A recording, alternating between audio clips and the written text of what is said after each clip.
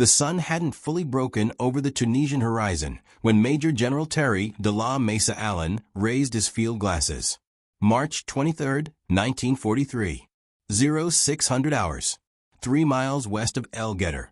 He counted them as they came, 50 German tanks descending from the mountain pass like iron predators. The morning held that peculiar desert clarity where every detail stood sharp against the landscape. Each panzer visible in formation, moving with the practiced confidence of an army that had rolled over 3 continents. Just under a month ago, these same forces had shattered American lines at Kasserine Pass. The numbers told a brutal story. 6,500 casualties, a 50-mile retreat in 5 days, equipment abandoned across the desert. The Germans had called them cowards. British officers openly questioned whether Americans possessed the capability to fight at all. Back home, newspapers reported the catastrophe without mercy. The entire credibility of America's commitment to the war effort hung in the balance.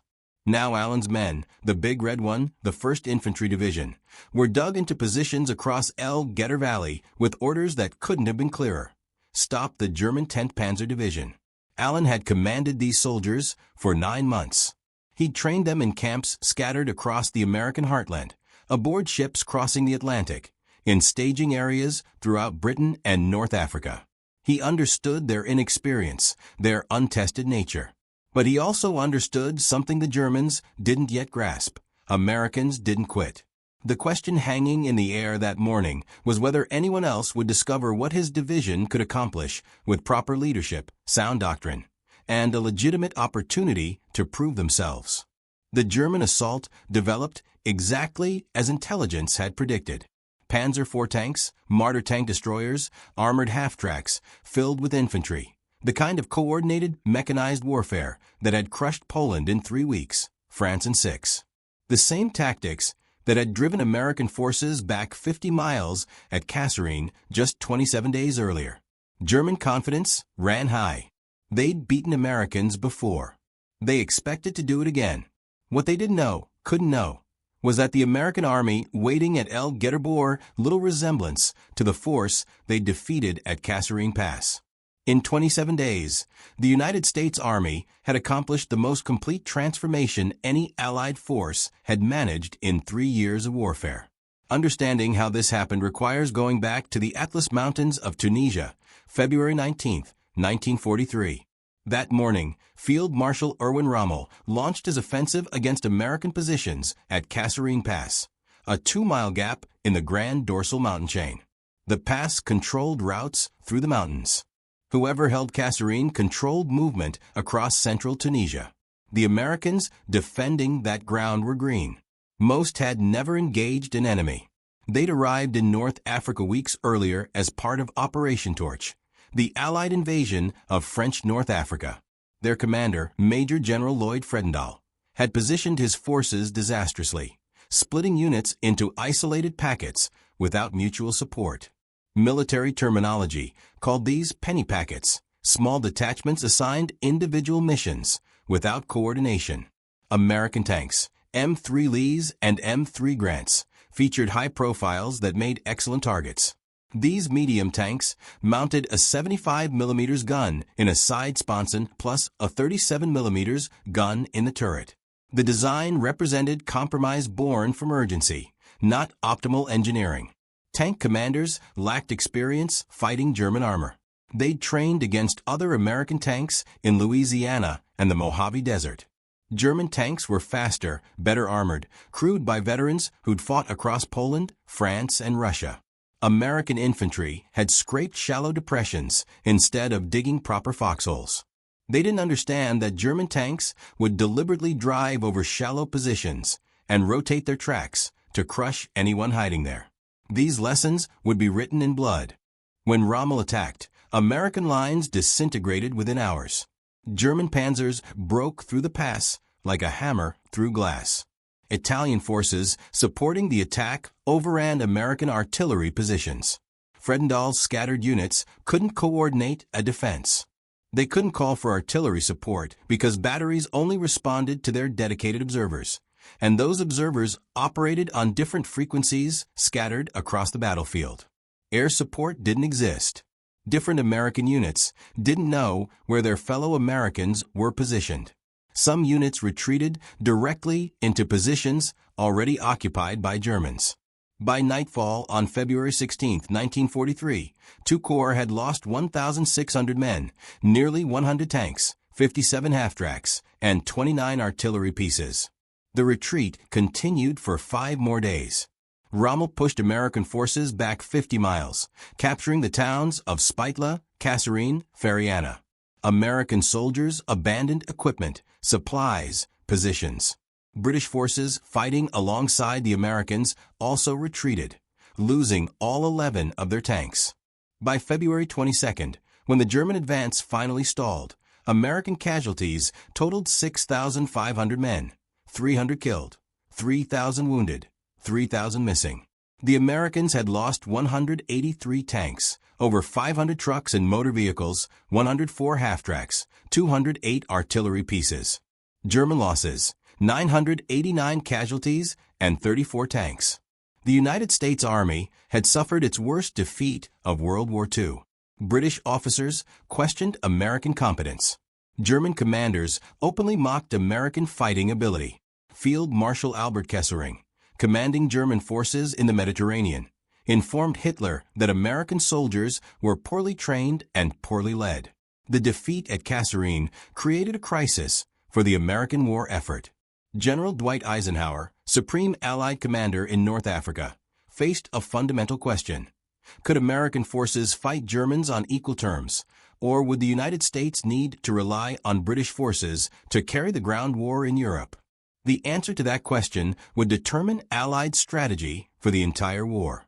If Americans couldn't defeat German forces in North Africa, how could they be trusted to lead the invasion of France? Winston Churchill was already skeptical about American military capability. After Kasserine Pass, his doubts seemed justified. British commanders Montgomery and Alexander concluded that Americans were hopelessly undertrained, poorly led, made inadequate soldiers, and were unlikely to improve quickly. But Eisenhower saw something in the Kasserine defeat that others missed. American units had fought poorly, but they hadn't broken completely. Some units had held ground under impossible odds. American artillery, when finally organized, had stopped German advances with devastating firepower. The problem wasn't American soldiers. The problem was American leadership, American doctrine, American coordination. Those were problems that could be fixed. On February 26, 1943, just 2 days after Rommel withdrew from Kasserine Pass, Eisenhower began the most rapid military transformation in modern warfare. Eisenhower's first move was ruthless. On March 6, 1943, he relieved Major General Lloyd Fredendall of command. Fredendall had positioned his headquarters 70 miles behind the front lines, dug into a canyon where he felt safe from air attack. Engineers had blasted tunnels into rock for underground bunkers. Eisenhower later called it the only time during the war I ever saw a higher headquarters so concerned over its own safety. Omar Bradley termed it an embarrassment to every American soldier. Fredendall had never personally reconnoitered the battlefield. He didn't know the terrain. He'd split his divisions into small combat commands scattered across 50 miles of desert. When Germans attacked, Fredendall couldn't coordinate a response because his units were too dispersed. Eisenhower replaced Fredendall with Major General George Patton, a 57-year-old cavalry officer who'd spent his entire career preparing for mechanized warfare. Patton assumed command at 1,000 hours on March 6, 1943. He had 17 days to transform two corps before Eisenhower ordered them back into battle. Patton understood something fundamental about military organizations. They will die for a commander they both fear and respect. Patton needed both. He started with discipline. Every soldier in two corps was ordered to wear a complete, clean, pressed uniform at all times. Soldiers who failed to wear leggings, helmets, or proper insignia faced court-martial. Officers who allowed their men to appear slovenly were relieved of command. Patton personally drove through American positions looking for violations. He stopped jeeps, inspected uniforms, questioned soldiers about their weapons and equipment. He fined officers $50 for not wearing neckties. He made enlisted men dig new foxholes because the old ones were too shallow. He was everywhere, all the time, demanding perfection. Two corps hated him. Soldiers called him a tyrant. Officers complained that he cared more about appearances than combat. Some wondered if Patton understood they were preparing for battle, not a parade. But Patton understood something the soldiers didn't yet grasp. An army that looked sloppy was an army that thought sloppy. An army that tolerated low standards in appearance would tolerate low standards in combat. Patton wasn't concerned with neckties for their own sake. He was concerned with building a culture of excellence. Culture started with the visible, the measurable, the enforceable.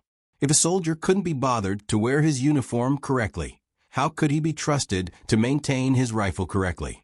If an officer couldn't enforce dress standards, how could he enforce fire discipline? Something changed during those 17 days. Units that had been scattered and demoralized began functioning as cohesive teams. Soldiers started taking pride in their appearance and equipment. Morning formations became precise. Weapons were cleaned and inspected daily. Vehicles were maintained to high standards. Radio operators practiced communications procedures. Squad leaders rehearsed small unit tactics. Platoon leaders walked the ground where they would fight, studying terrain and planning defensive positions. The casual, almost careless attitude that had characterized American forces before Kasserine Pass disappeared. Men who had retreated in disorder began believing they could advance in order. Men who had been defeated began believing they could win. Patton was building an army that looked professional. More importantly, he was building an army that believed it was professional. Belief mattered. An army that believes it will win fights differently than an army that expects to lose. Patton gave two corps that belief through discipline, through standards, through his own absolute confidence that American soldiers, properly trained and properly led, could beat any army in the world. While Patton rebuilt morale, Eisenhower rebuilt doctrine. The problems at Kasserine Pass had been systemic. American artillery couldn't mass fires because each battery operated independently. American armor fought tank to tank instead of concentrating fire. American air support was poorly coordinated with ground operations. American commanders didn't understand combined arms warfare. These weren't problems that could be fixed with better soldiers. They required new tactics, new procedures, new command structures. Eisenhower assembled his staff and gave them one order: fix everything.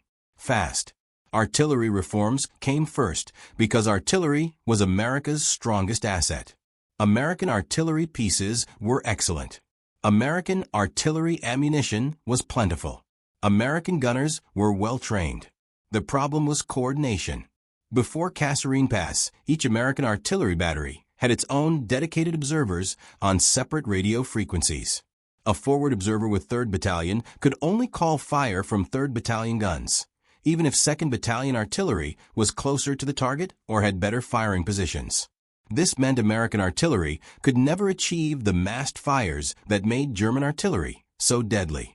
German forward observers could call fires from any battery within range, creating sudden, overwhelming concentrations of firepower on key targets. Within 1 week of Kasserine Pass, Eisenhower's staff began developing a new fire direction system, allowing better coordination of artillery fires across multiple batteries. The technical challenges were significant. Different batteries used different radio frequencies. Fire direction centers used different procedures. Artillery officers had been trained to control only their own batteries. The solution required new radio equipment, new training, and most importantly, a new mindset. Artillery officers had to think of artillery as a corps-level asset, not a battalion-level asset. By early March, new procedures were being tested in training exercises. By mid-March, when two corps went back into combat, artillery battalions were practicing coordinated fire missions. The change fundamentally improved American artillery effectiveness, especially when large units remained concentrated rather than dispersed. The impact would be dramatic at El Guettar.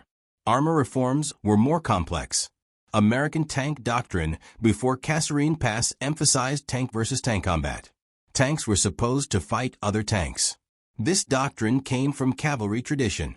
American armored forces had evolved from horse cavalry, and the cavalry mindset emphasized direct engagement with enemy cavalry.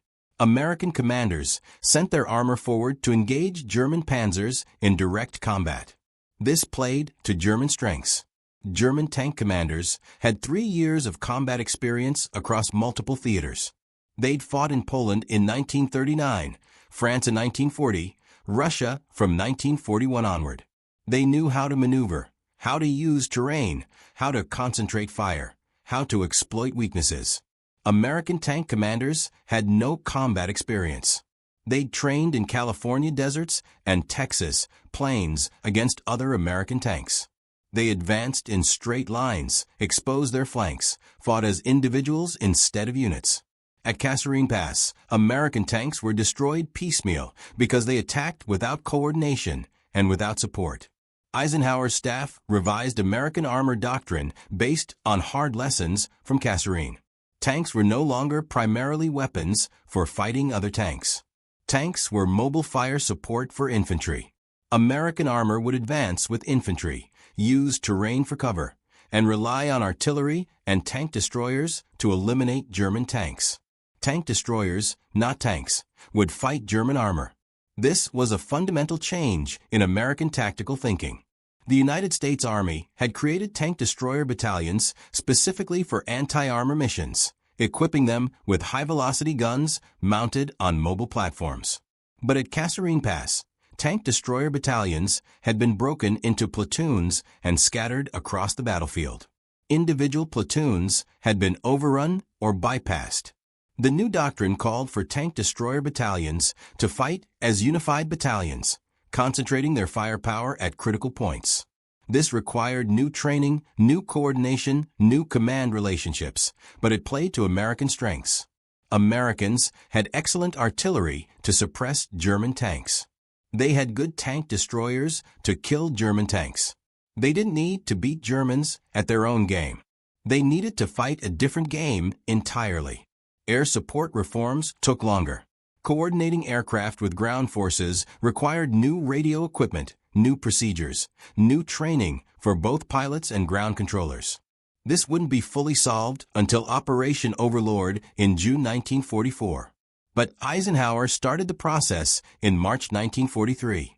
He created air liaison officers who embedded with ground units. He established procedures for calling airstrikes. He emphasized that air superiority was a prerequisite for ground operations. American forces would not attack without control of the air. Command structure reforms were the most dramatic. Before Kasserine Pass, Fredendall had split his divisions into small combat commands operating independently. This gave German forces the opportunity to defeat American units one by one. Eisenhower's new doctrine emphasized mass. American units would fight together, not separately. Combat commands would stay under divisional control. Mutual support would be mandatory. No unit would be positioned where it couldn't be reinforced or supported by adjacent units. These reforms happened simultaneously with Patton's discipline campaign. While Patton made soldiers wear proper uniforms, Eisenhower's staff rewrote the rulebook for modern warfare. While Patton inspected foxholes, artillery officers practiced improved coordination procedures. While Patton demanded salutes, tank destroyer units prepared for unified employment. The combination was deliberate. Eisenhower needed soldiers who believed they were part of a professional army, and he needed that army to actually be professional. Morale and competence had to advance together. On March 17, 1943, 11 days after Patton took command, the 1st Infantry Division and 1st Armored Division moved forward into central Tunisia. Their objective was the town of Gafsa, an oasis in the interior plains. Intelligence reported Gafsa was lightly defended. American forces took the town with minimal opposition.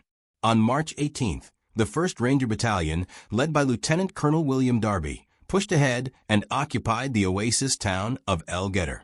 Again, almost no opposition. Italian defenders retreated to hills overlooking El Guettar, blocking the mountain pass leading south to the coastal plain.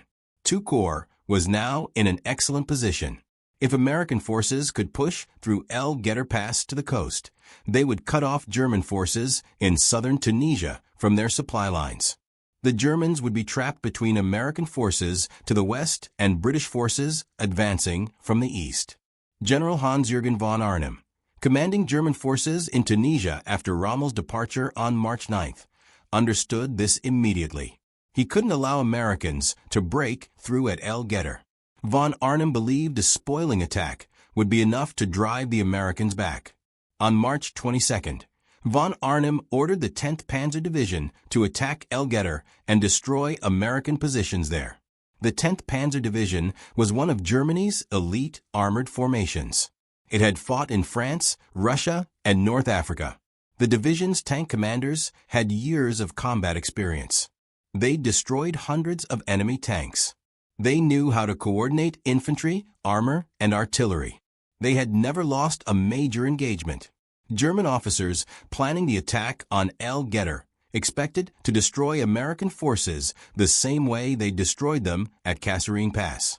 They expected American units to scatter when hit by massed armor. They expected poor coordination, weak artillery, no air support. They expected to be fighting the same American army they defeated 4 weeks earlier. They were wrong. At 0600 hours on March 23, 1943, 50 German tanks emerged from the mountain pass into El Guettar Valley. The sun was just rising behind American positions, silhouetting the German column against the western mountains. Panzer Kampfwagen Mark IV tanks led the advance, their long-barreled 75 mm guns clearly visible. Behind them came Marder tank destroyers, open-topped vehicles mounting captured Soviet 76 mm guns. Armored half-tracks carrying Panzer Grenadier infantry followed in formation. German motorcycle reconnaissance units raced ahead to scout American positions. The German column advanced at speed, engines roaring, tank treads churning up clouds of dust that hung in the still morning air. They were attacking in the open across flat ground approximately 2 miles wide, confident that American forces would break before they reached the town. German commanders had seen Americans break at Kasserine Pass. They expected the same result here. The Americans were waiting, silent, disciplined, invisible. Major General Terry Allen had positioned the 1st Infantry Division across the valley in depth, not in a single line. This was a critical tactical change from Kasserine Pass. Forward units occupied high ground overlooking the valley, dug in with interlocking fields of fire.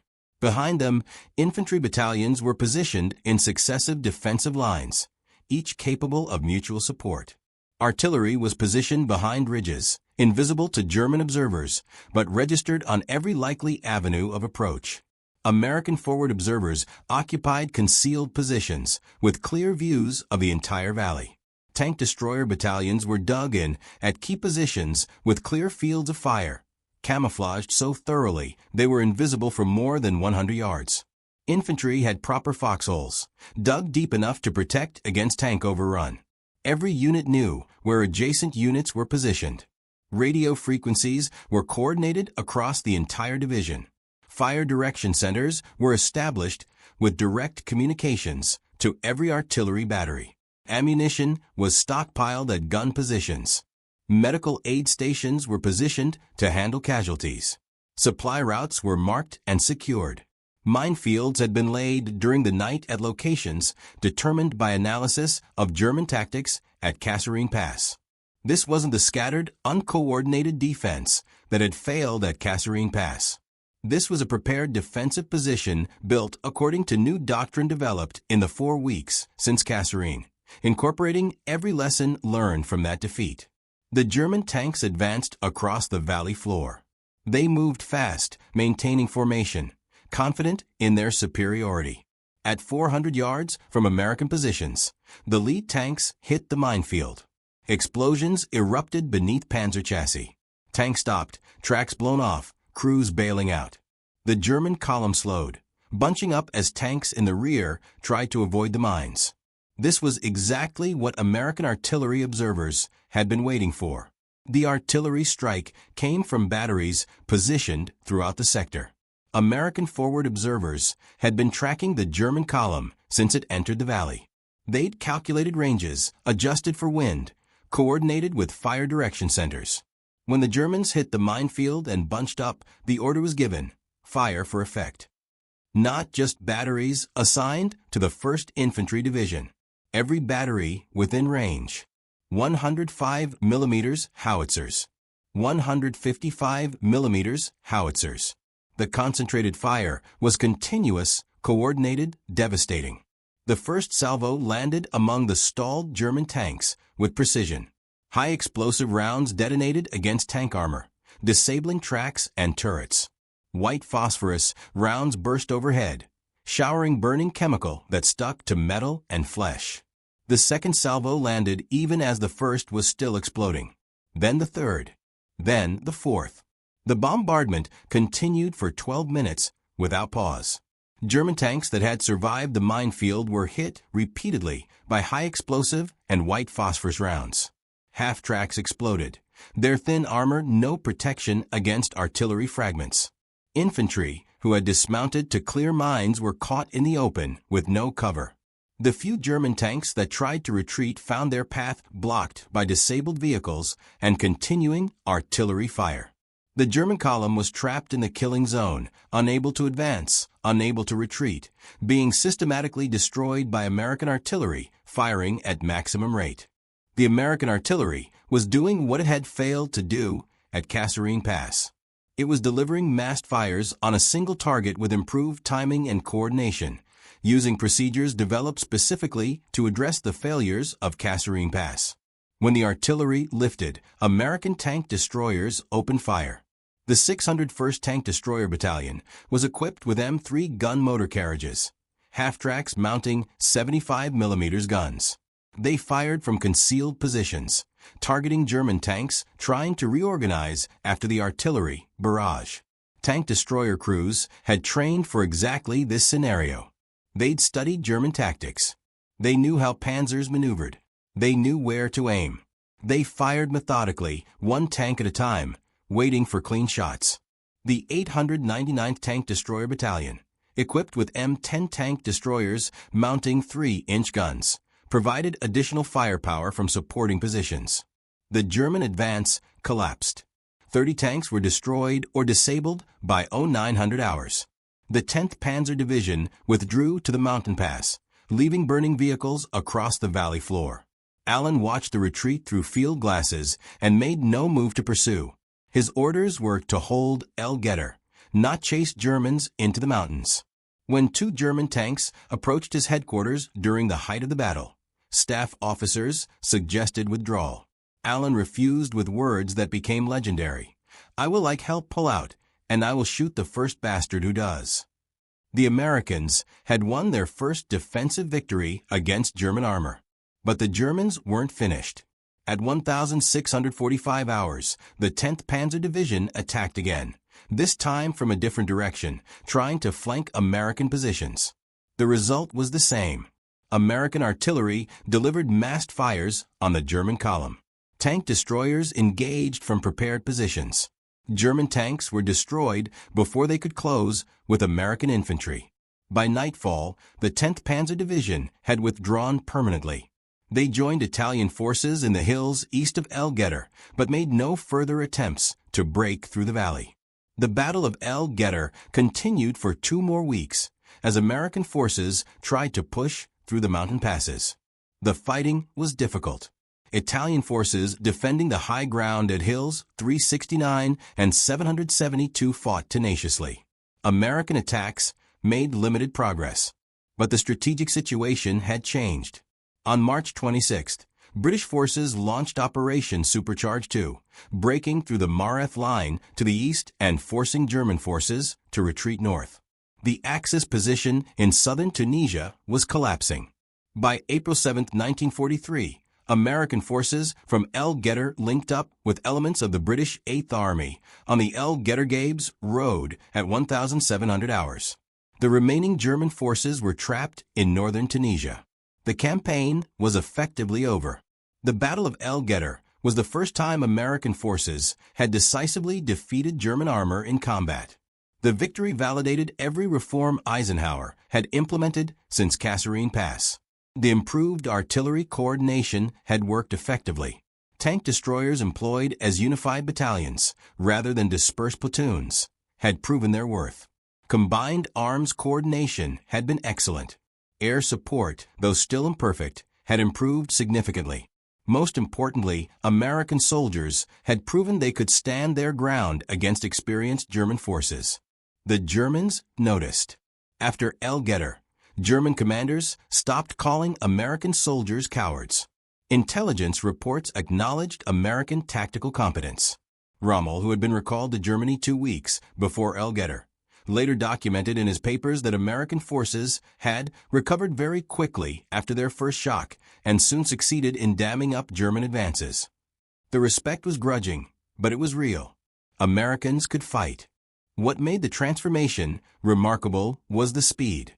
27 days separated Kasserine Pass from El Guettar. In that time, 2 corps had replaced its commander, revised its doctrine, retrained its forces, and proven its competence in combat. No other Allied army had adapted that quickly. The British Army had taken years to develop effective combined arms tactics after early defeats in France and North Africa. Soviet forces had needed 18 months after the German invasion in June 1941 to develop operational competence at Stalingrad. The Germans themselves had required extensive experience in Poland and France before perfecting their blitzkrieg tactics. The American Army had done it in less than 4 weeks. The reasons for this rapid adaptation were systemic and interconnected. First, American forces accepted that they had a problem. There was no denial, no excuses, no blame shifting. This was remarkable given the military culture of most nations. Defeated armies typically blamed soldiers for lack of fighting spirit, blamed subordinate commanders for tactical errors, or blamed logistics for inadequate supply. They rarely blamed doctrine, and they almost never questioned fundamental assumptions about how to fight. Eisenhower and his staff conducted a brutally honest assessment of what had gone wrong at Kasserine Pass. They identified specific failures in leadership, doctrine, and coordination. They published detailed after-action reports that cataloged mistakes without euphemism. They didn't blame soldiers for breaking under German attack.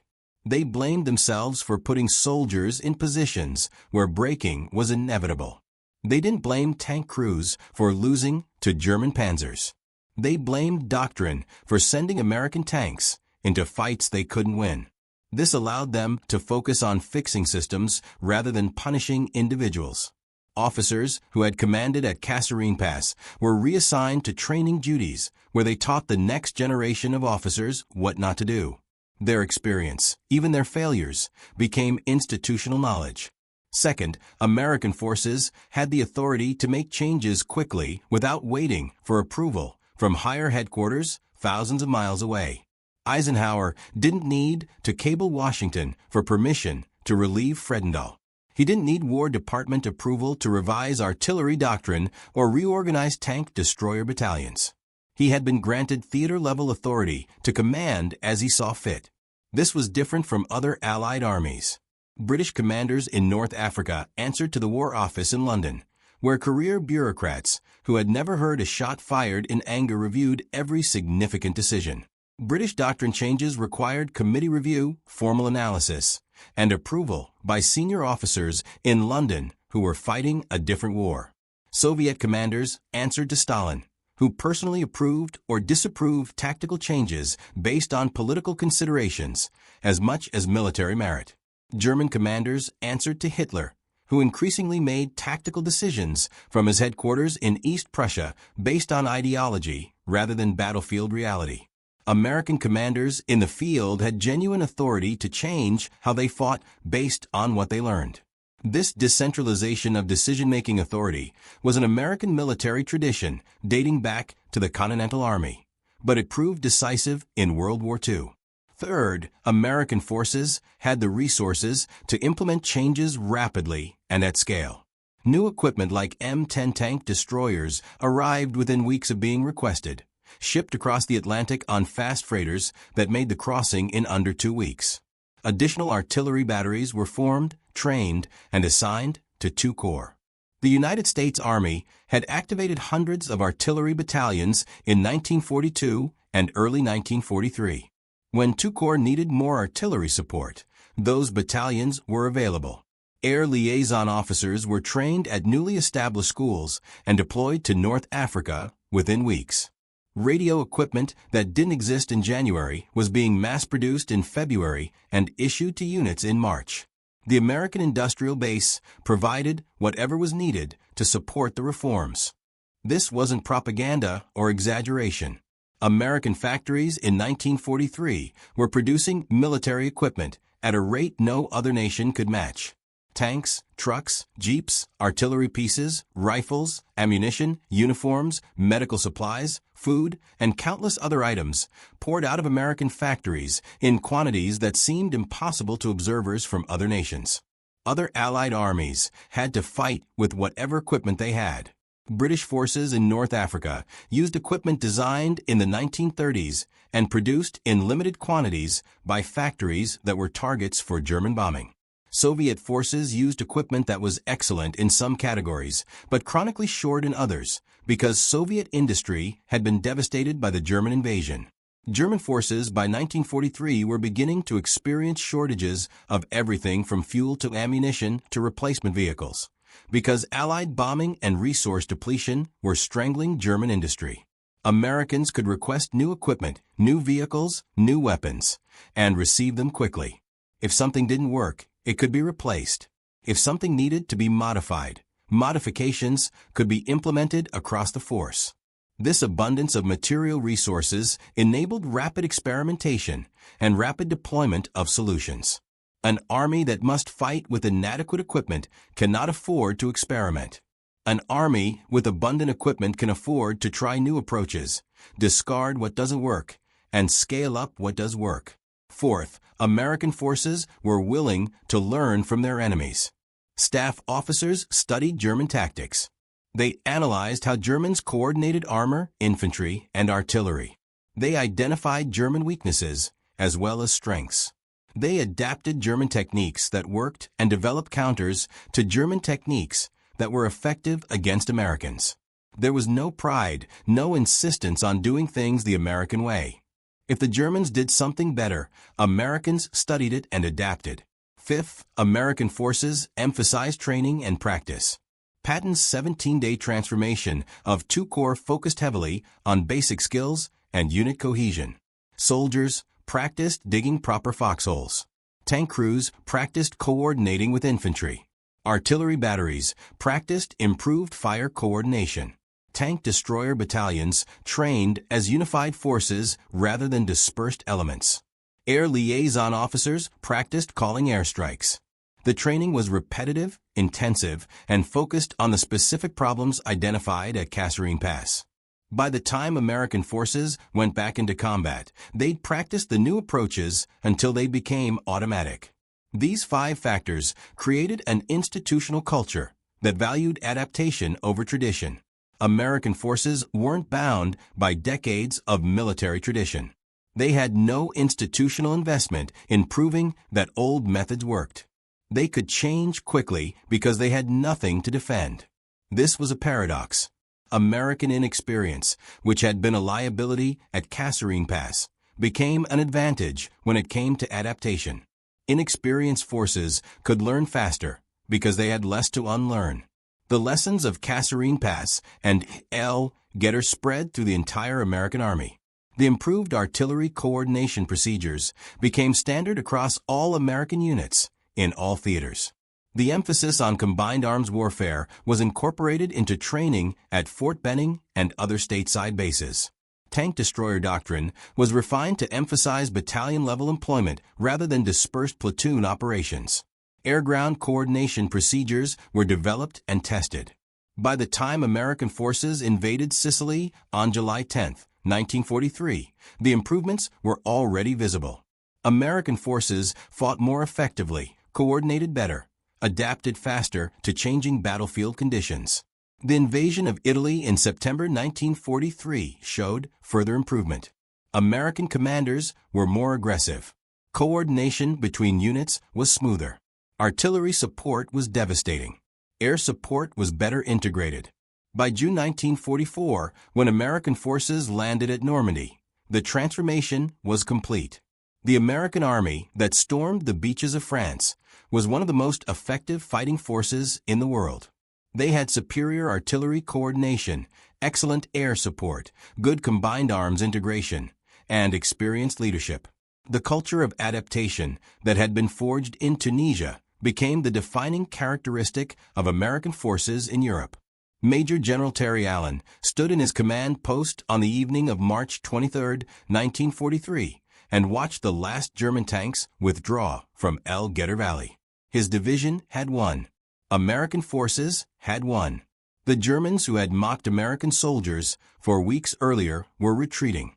The British, who had questioned American competence, would have to reassess. Allen didn't celebrate. There was more fighting ahead. The campaign in Tunisia would continue for 6 more weeks until the final Axis surrender on May 13th. But something fundamental had changed. American forces had proven they could adapt faster than any other army in the war. They'd taken the worst defeat of the war and turned it into a template for victory. That was the real triumph of El Guettar, not the tactical victory over the 10th Panzer Division, but the institutional victory over failure itself. The transformation from Kasserine Pass to El Guettar remains the fastest large-scale military adaptation in modern warfare. 27 days from humiliating defeat to decisive victory. Less than 4 weeks from tactical incompetence to operational effectiveness. The speed was unprecedented. The thoroughness was remarkable. The lasting impact was profound.